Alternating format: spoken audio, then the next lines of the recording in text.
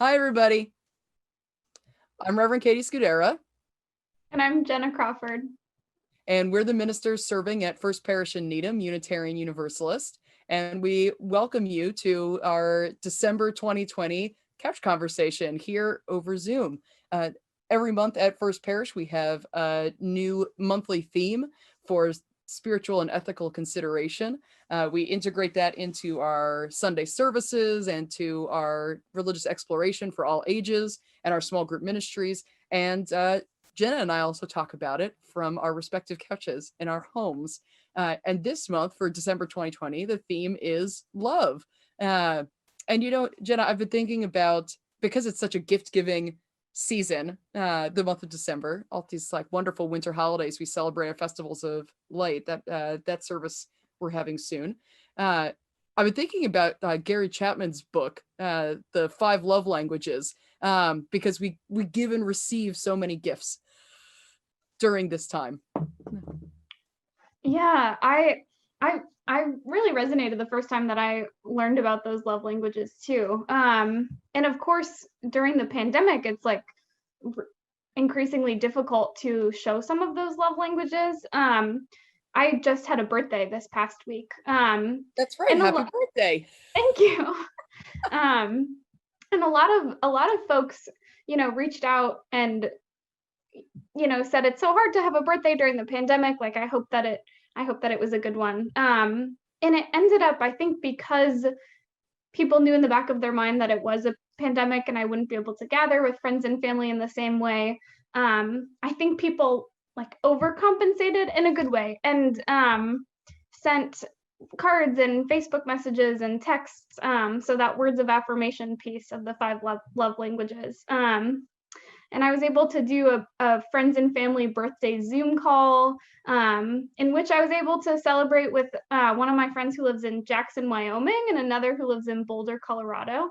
And I never get to see them on my birthday. And people, the folks who are my friends who live in the Boston area, dropped off things on my porch, and we did like contactless kind of birthday celebrating and hugs. And yeah, it ended up, I think, shifting the energy from like physical touch and the quality in-person time to doing some of the other kinds of love languages was really special. And it didn't end up feeling like a bummer of a birthday. Like it was a really good birthday.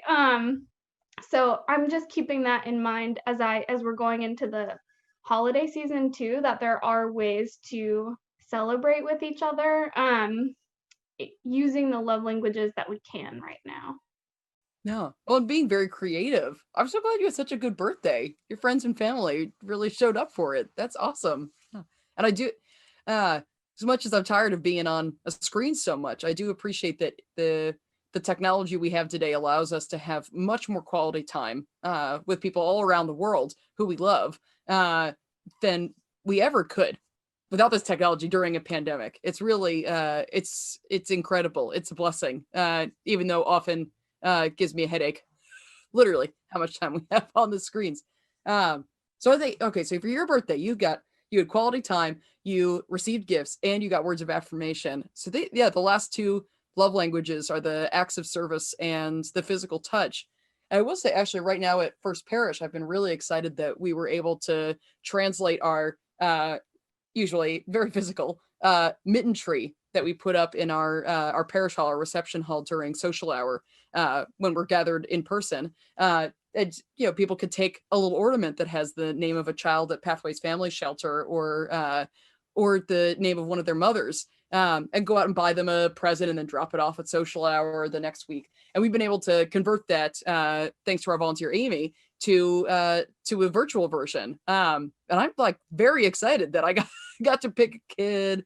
I'm not going to say like who it was or what I got her, because that would ruin the whole surprise. But I was just able to order a gift that I think that she's going to really like based on what she asked for. And that is, I'm glad to be able to still do that kind of active service, even in a kind of all physically distanced environment.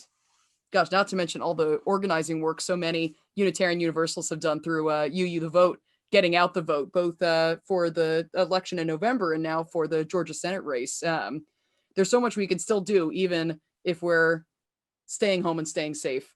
But I think, as you said, the physical touch is really lacking right now. That love language. And folks who know me from First Parish in the regular times know that love, like shaking hands in the receiving line and giving hugs to people. So that's been tough. I've tried to be cognizant that is one of my love languages and try to take care of myself in that way. That like I got dogs at home. You saw them on a prior couch conversation, or at least Mango. She just hopped up, interrupted when I curled up on this very couch. So I try to give them some extra attention. As many of you know, we have a baby at home, so we're getting snuggles from her all the time. She loves being just carted around all day. She's not playing with a toy; she'd like to be in our arms. Thank you very much. So I try to incorporate more opportunities for that while I'm at home, like just giving a hug to my dogs, even though they're like, oh my gosh, I like to be free, and I'm like, no. Just for a minute, please. And I do hope that other folks like me that the love language of physical touch is one of your love languages. For all of you out there, I hope that you also are finding creative ways to take care of your bodies, like exercising, like going to online classes, giving yourself a little hug. Or just making sure you get some extra snuggles with whoever it is living in your house, human or creature. Yeah, I love that. That's great. Giving yourself a hug. Yeah. The power. Yeah, it's not as good as getting a hug from somebody else, but it's not nothing. No. That's great.